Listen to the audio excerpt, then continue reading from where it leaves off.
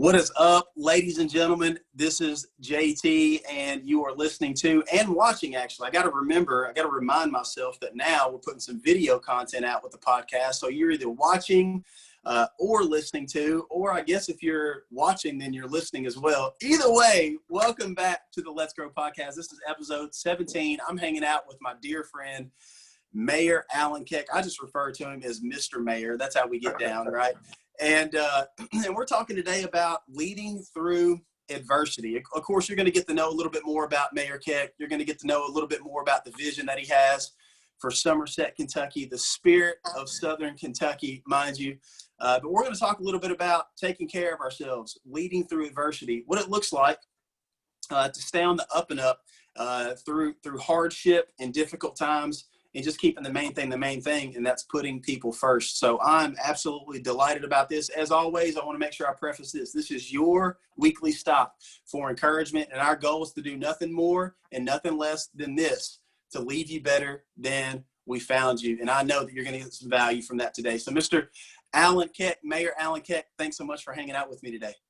Hey, thanks for having me, man. It's I like getting to spend 30 minutes with you. You know, it's a treat. I always leave feeling better after we get to hang out and spend some time together, whether it's breaking bread, having a cup of coffee, or just getting to, chew the fat a little bit and talk some. Yes, sir. And it's a great day for a podcast. It's a rainy day outside, a little yucky, a little nasty. And I don't know about you or anyone else, but I'm looking forward to when the humidity tapers off a little bit and we have some cooler temps. So it's a great day to be inside, actually. Absolutely. Actually, when I walked in the building this morning, the Misty at the front, she said, well, is it supposed to rain all day? And I said, I don't know. It's not raining in my head. And she sort of laughed, but I think she appreciated that. Perspective is important, right? And so, rain's not going to ruin our day. We know that. I heard that. I once heard someone say that you should and you can carry your own weather with you. So I like that. That's a great approach. So let's dive right in, Mayor Keck. Tell us a little bit about yourself and your I guess you'd say your career prior to becoming mayor of Somerset, and a little bit about who you are, where you come from, and what you stand for. Well, I'll try to be as brief as I can while touching on a lot of what makes me who I am. First thing I'd say is I'm a proud Christian. Lord Jesus Christ saved my life, and that's first. Secondly, I'm an incredibly proud husband and father. And so, my faith and my family is the most important thing in my life. And, hopefully the way I live my life, the way I lead and serve in this community will glorify the Lord and also make my family proud. But, professionally, I like to think of myself as businessman first and public servant second, not politician. You won't hear me say that a whole lot. Now, that is a little bit in the nature of the beast, I suppose. But, my first passion was business. I love the modern economy and finding ways to make money as a tool to help people, whether that's creating employment, creating capital, moving capital, but also as a tool to help people both in a capitalistic society, but in the form of philanthropy. There are so many things that we can do with those resources, with those tools. And so I love business. I love the relationships that you create in business. And that is kind of synergistic to where we are now as mayor, because, so much of what we're doing in the city is built off of those relationships. And so, my business before I got elected was twofold. I ran an industrial recycling company. As a company called Somerset Recycling that my father founded back in the 80s. And I was fortunate enough to be a sales guy in that company for many years, and then worked my way up into management. And the 4 years preceding my term here, I was president of that company. And then I'm also, and I don't talk about this a lot, but a certified sports agent. And so I represent professional baseball players and help those young men chase their dreams. And that's been really a highlight in my professional career, is watching some of those folks get drafted, chase that journey and that dream, and then make it to the big leagues. So that's a lot of fun. And then back in the fall of 2018, I accomplished one of my dreams in life, which is to get to serve and lead my hometown. I've had that vision for a long time for Somerset and for Kentucky, and here we are. So now I'm kind of getting to live those dreams out. Thank you for sharing that, Mayor Keck. And, I think so often back to when you and I first met, it was a small downtown event. It was entitled Taste of Somerset, where local vendors shared their good eats and just created a community space and atmosphere for family to come hang out and have some fun and sample, good food. And I'll never forget that initial conversation that we had and some of the questions that were engaging for both of us. And that segued into a coffee meeting and where we talked about leadership. We talked about books, and you shared your vision for Somerset, pending, if you got elected at that point in time. Right. And now to see you grow in the capacity that you have, to see the changes that have been, that are happening in Somerset since your time as mayor there, here in the city. It's just been, it's been cool to see. It's been cool to be a part of. And I just want to say, before we head into any other questions, thank you so much for what I like to call the 4 H's: your heart, your humility, your hard work, and the honor that you serve with, because it has made a difference. I see it, and I've really enjoyed the friendship that we built along the way. So thank you for that. Well, I appreciate you sharing that, and I too won't forget that day. When we finished, I had told Tiffany, I said, man, that guy asked some of the best questions and actually cared about the answers. I was equally impressed, if not more, and knew then you'd be accomplishing a ton, and it's been fun for me to watch your journey as well.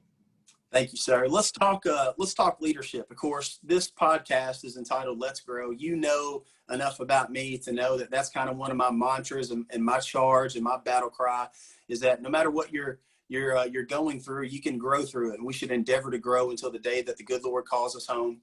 And so as a leader, in the position that you're in, as a father, as a husband, what does leadership mean to you? It's a fantastic question, and there's been not dozens, but hundreds or thousands of books on the subject, lots of different philosophies. Of course, I would point to a couple quick things on leadership. First thing is the best leaders are servants first. They understand that it's okay to follow others. And at times, those among us that are in leadership positions need reminded of that they are, in fact, needing to serve others and also at times follow others. So that's the first thing. The second thing I would say is, the Bible actually is an incredible book on leadership. You mentioned growing through tough times. One of my favorite scriptures out of the book of James, consider it pure joy whenever you face trials and tribulations of all kinds. And because of that, the building of your faith will produce perseverance. And I think for leaders, we've got to have a long game and a view way into the future. And the last thing I'll say sort of on the subject, maybe my favorite philosophy on leadership comes from Stephen Covey. And the 2 principles out of those 7 habits that I think about so often is putting first things first, which in society today, maybe we're okay at, but we forget that you got to begin with the end in mind. You got to know where you're going. And, balancing those 2 things is often a tightrope, but I think we've managed to do it well here in Somerset. That's good stuff. And when I think about leadership and the influence that we all have in our spaces, I try to challenge people a lot to remember that no matter where you're at, you can lead. No matter where you're at, no matter what position you're in, no matter where you're at on the on the totem pole of whose title may mean more in society, no matter how new you are to the game, no matter what your skill set is, everyone has the ability to lead. And here's why: because everyone has influence. And I think leadership often begins when people begin to recognize that I can be intentional with the influence that I have and using it to better the lives of the people around me. And that's what I've seen happen in the time that you've been mayor, and especially with having kind of a behind the scenes look with the executive staff, which I call the 3rd floor gangsters, by the way, and and in the department heads, folks who are literally helping make decisions, who are grinding it out, who are involved in the day-to-day operations of bringing this vision of the Spirit of Southern Kentucky to life. I see how they've responded to, your concept and your idea of leadership. I see how they are accepting the call to grow as leaders themselves. And I'm telling you, it's been fun to be a part of. And what have you enjoyed most about working with the people that you get to work with? Well, I was going to say, it's a great segue, and I appreciate you bringing up my team. I'm incredibly blessed. There's not a mayor in Kentucky, and you can go to Lexington, Bowling Green, Louisville, and I'm still going to say that has the team around them that I do. There's so many folks that are working with me. I don't use the term for me, but with me, that made a choice to either make a lateral move from another governmental agency or private sector agency because they believed in the team and the vision, or many have taken pay cuts to be a part of what we're doing. And so, I'm fortunate to have an incredible team. And, one other thing you mentioned that I want to touch on, you mentioned influence and the ability to positively influence folks. I talk a lot about that we have influence even if we don't realize it, good or bad. And, that's something that I think we need to be cognizant of day in, day out, is we are influencing those around us either way. And so to your point, why not be intentional and ensure that influence is positive and leave them feeling better than when you first got there, when you first met. And, I love the job. I've shared many times, one of the most pleasant surprises was the quality of the staff that we had. And, that's not a dig at anybody who was here prior, but, there were some preconceived notions, and what they were looking for in many ways was a leader who would allow them to do their jobs, who would believe in them, encourage and empower. And, we've tried to do a lot of that, and I think it's been successful. Yes, sir. Yes, sir. Well, what have you done, Mayor Keck? What have you done in the midst of this crazy year that we have found ourselves in? People have used the term unprecedented times. I often just like to say weird times. Like it's been crazy. And prime example of being weird, I found myself a couple months into this whole pandemic thing and in the stay-at-home order. And that a lot about my day-to-day operations and working from home and kind of entrepreneur / stay-at-home dad. And with my son Miles, I put him down for a nap in the afternoon, and I usually grind out some work in that space. And a couple months into this whole pandemic deal, I laid him down and I was like, man, I'm just mentally, emotionally exhausted. I'm not going to do any work today. So I hit the couch, turned on the tube, went to ESPN, found myself at 2:00 in the afternoon watching cornhole. And I was like, what's going on here? And so that's just one way life has been impacted with, just the day-to-day consistencies and routines and the economy and school and health. So much is going on. So how have you stayed positive and on the up and up and tried to lead your team during this time? Well, the first thing that I think it's important to highlight is anytime there's crisis or a challenge, there's equal opportunity. And I think that we have found a way in Somerset to try to focus on the opportunity to plug holes, the opportunity to get better, to ensure that we still provide services that people have come to expect in the time of the pandemic. There's a lot of cities who I think sort of hunkered down and just fingers crossed until they get through it, right? Well, we wanted to take a more proactive approach instead of reactive. We launched the Healthy Somerset Initiative in the middle of the pandemic, encouraging folks to not just get better physically, but also emotionally or mentally, and then spiritually. I'm never going to shy away from talking about mental health and spiritual health, not just when you're in the valley, right, but when things are okay. And I think that's how you establish some better baselines that when you are struggling, you'll bounce back a lot quicker. We launched the See My Set Live series in the middle of the pandemic, trying to promote and highlight local businesses and artists and creators. And so, that's just a couple things that we did. And then again, attitude. I think that we've been positive throughout this. We've tried to be encouraging throughout it. And, we're gonna put our best foot forward every day. And, the Debbie Downer approach doesn't belong, at least in this administration. And I think that we've seen a lot of fruit in a positive way. Even a couple financial highlights, JT, which people would probably be shocked by, since 3 months of our fiscal year were almost wiped away because of Corona. Our property tax revenues were up, our occupational tax revenues were up, ABC money, fire premium tax, bank franchise tax, all those numbers were up without any rate increases. And so what that tells you is we're growing. We've got more people spending money, more people moving here, more people investing here than ever before. So not just up year over year, but all-time highs. And, those are things I'm proud of. Totally. And I appreciate you talking about that approach to attitude, and just the expectation that you have for yourself, for your family, for your team, for the community, and doing the best that you can to model that. Because at the end of the day, let's call it what it is. And of course, I made light of the pandemic, just having some fun with a little change there that I noticed, and something I share in a lot of talks and stories. But the truth of the matter is that this has been unbelievably challenging and difficult for a lot of people. Some more so than others, whether it be the day-to-day routine, whether it be the economic situation that they're in, and the struggling financially, even people being impacted by the virus, health-wise, or knowing other people that have. But the truth of the matter is that we always have the choice of what we can focus on. We always have the choice of the attitude, the energy, and the effort that we bring to the space. And I appreciate you sharing that. And something else I wanted to point out is I remember a couple months back, I just finished a run in the morning downtown, and I see this SUV whipping around the fountain, and you stop, you roll the window down, and you holler at me real quick, and I noticed that you had on a shirt that said something similar to this, and I was like, man, I wonder where he got that from. But I just wanted to say publicly, I appreciate you getting up, doing the hard work to take care of yourself physically, and modeling that. If you're going to launch these types of initiatives, we're not perfect, but it's about progress over perfection. And so thank you for leading the way on that as well. No, absolutely. I love your encourage where I think it's a small message from time to time that, we do need to focus on the journey.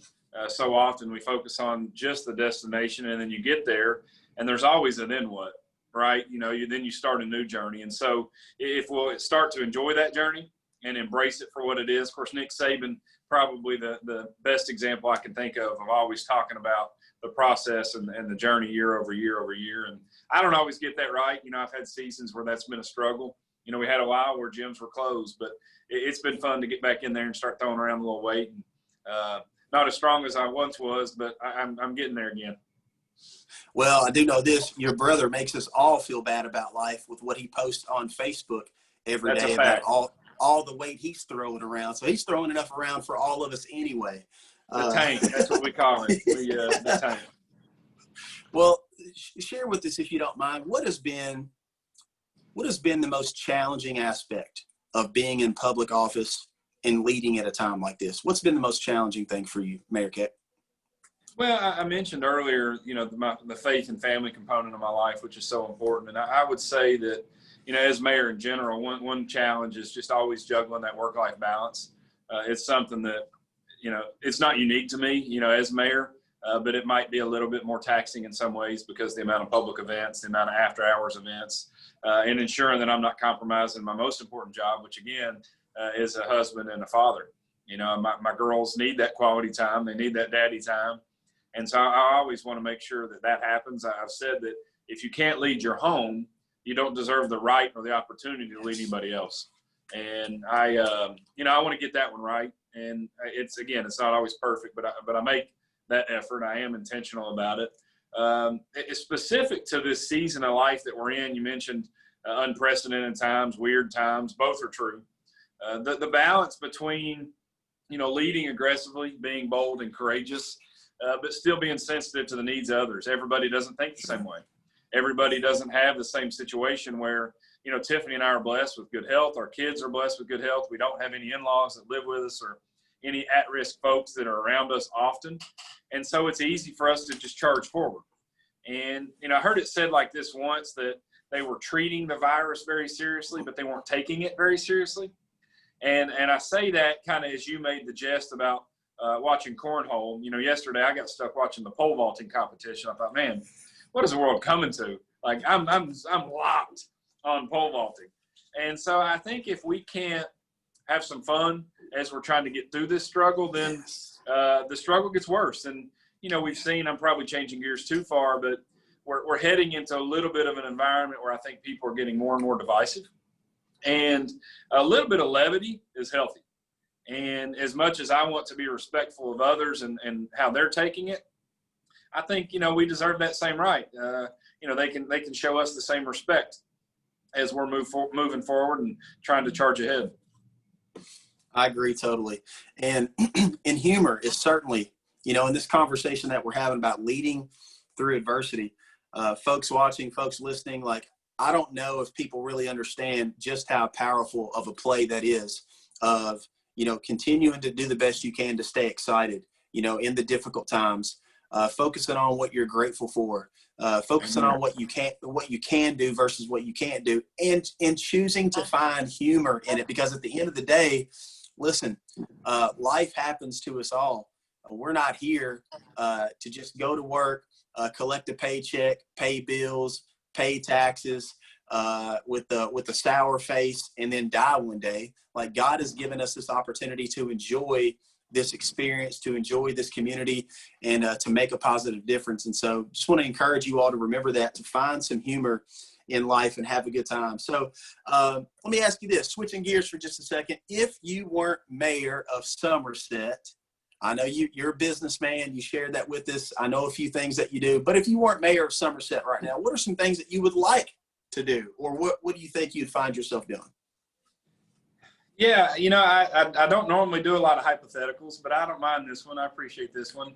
I think had I never run, I'd still be running the recycling company, but I'll take maybe a different approach. Let's say I wasn't in public service, what would I transition back to? And I think the answer to that, I would spend a lot of time in the sports business. I've never been able to really focus 100% of my time and effort into that space. And when I have focused in it, we've had some real success. And it's been a lot of fun. As I mentioned, watching those young men chase their dreams. Back in 2014, I was blessed to become one of the youngest certified agents in baseball. And I think it'd kind of be fun to tackle that full time someday. But right now we're going to keep focusing. I do plan to run for mayor again in 2022. So, y'all are stuck with me for a little bit. Good stuff. Good stuff. Well, what advice would you offer someone who maybe is in a position where they have dreams and aspirations of maybe being in public office one day? What advice would you offer a young person in that area? I love that question, and I appreciate you asking it. That's something that is so personal to my own life because I've had passion for public service. I said my first love was business, and that's true. It was the first one I was exposed to. My father started showing me profit loss statements when I was a kid, like 10, 11 years old. And, my mom thought that was a little early, but he's like, look, we're going to go ahead and train him. But at the age of 14, 15, I started feeling that tug and that call to public service, and it was very real for me. And it's something I've thought about without exaggeration weekly since then, and really probably since my early 20s daily about, how can I appropriately serve? How can I leverage my gifts and abilities that I have, which in some ways are narrow. A lot of men are good at a lot of stuff. I'm not one of those. I'm not handy. I can't fix things. I'm not real adept at hunting and fishing and some of that stuff. But the skill set that I do have, I feel like I've been blessed in. And so I've thought a lot about it. And that's a long way to get to the answer, which is this, is first of all, you should never have to be talked into running for something. If you're looking at running for city council or mayor or county judge or governor or whatever it is, you should be committed to that. You should never have to be encouraged so much to go do it. Follow whatever you're passionate about. And the other thing I would say is there's no job that is too small. You alluded to titles earlier, and, we do put a lot of emphasis on titles in America and in our communities. But if you want to run for school board, make a difference at school board. If you want to run for city council or magistrate or whatever it may be, follow your heart, because I think that if you do that, you're going to be much more likely to stay service-minded. It'll be about the people that you serve and not yourself. And then the last thing I would say is go into it with the mindset that you're not going to be there for a long time. That will help you make the right decisions and make decisions on what's best for the folks that elected you, and not just in a way to keep you in office for a long time. And if you'll stick to that, then I think we can transform communities. That's powerful stuff, Mayor. I appreciate you sharing that. Who would you say, as we work to close down here, a couple more questions, who would you say has served as a source of inspiration and encouragement for you throughout your life? Oh, goodness. This is going to be cliche, but it's so true in my own life. My father had incredible perseverance. You know, he struggled early as a businessman. As an employee, he was highly successful, but he launched his own business, and it was really hard. And I don't know anyone else, to be candid, that had his level of determination. You know, a lot of people would have packed it in, gone back to work, made a nice living, and moved on. And then, you know, so I grew up in a home. My mom and dad divorced when I was 5. And so it's a little unique, but I was blessed. I never really focused on the fact that I didn't have a nuclear family. I just was grateful to have a mom and dad who I was still close with and loved me. But, you know, my mom was such a selfless mother. She ended up remarrying. I had stepbrothers. And so there were 7 of us in the house. And, you know, now as a parent, and I've got 3, and I think about like laundry and cooking. My mom was a machine, man, and she never complained. I mean, you know, we're bringing sweaty football stuff home and basketball stuff, and, you know, it just magically appeared clean the next day. And so, like, her unconditional love and support has just been, you know, over the moon. And in fact, I always said, if I told Mom I was going to build a rocket ship and to go to the moon, she'd be like, okay, honey, let it rip, you know. I told her I was going to run for mayor at 28, 29. She's like, I'm sure you'll do well, honey. And so, you know, that support, I've never doubted anything because they always gave me belief that I could accomplish stuff. And I'm just so grateful for that. And I want to backtrack on something that you said there at the beginning when you said this may sound cliche. And I want to challenge that for many it may sound cliche, but the truth of the matter is, Mayor Keck, is that's the way it should be. If more people in our society were able to say, I look up to my mother, I look up to my father, I love them, I appreciate them, I admire them, they have been my greatest source of inspiration and encouragement. If more people were able to say that, I would venture to say, call me crazy, that we would be in a better place than we are today. And we would have people who are healthier, people who are happier, people who are pursuing those passions and they feel confident. You said, I've never really lacked for anything. I've really never lacked for confidence and believing that I could go chase something because they instilled that belief in me.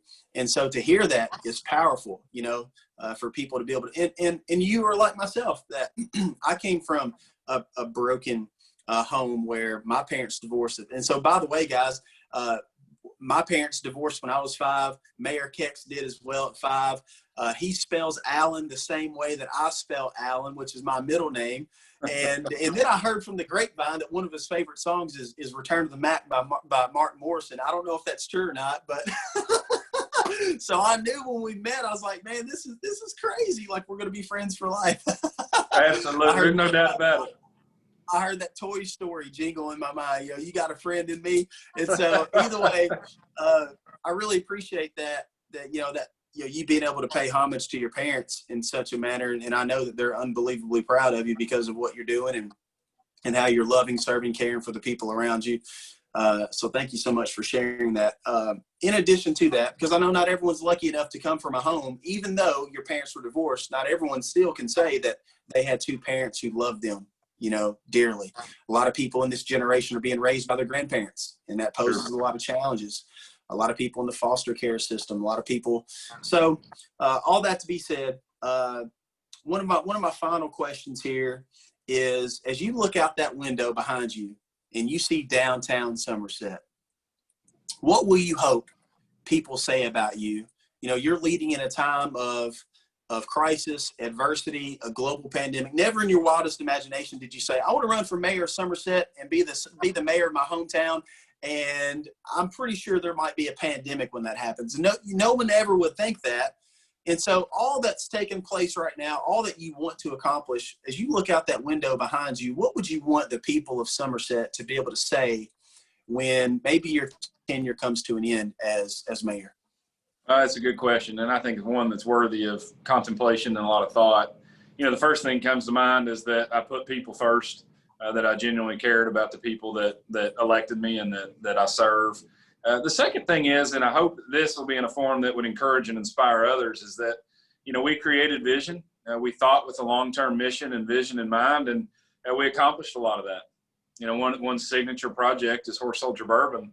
You know, we laid out that vision before I ever took the oath. And we actually put in the work. You know, I get elected in November, and I'll be telling this story as that project unfolds. But, you know, get elected in November, start to serve in January. Well, in December, you know, we film a pitch video because we knew what we wanted to do. And so a couple closing thoughts, and I'll let you wrap us up. First of all, as a man thinketh, so is he, right? And so that mindset that you talk a lot about, I think is important. We always want to give God credit and give him glory, but he gave us this mind. He created the universe in a way that, those thoughts do carry meaning and power.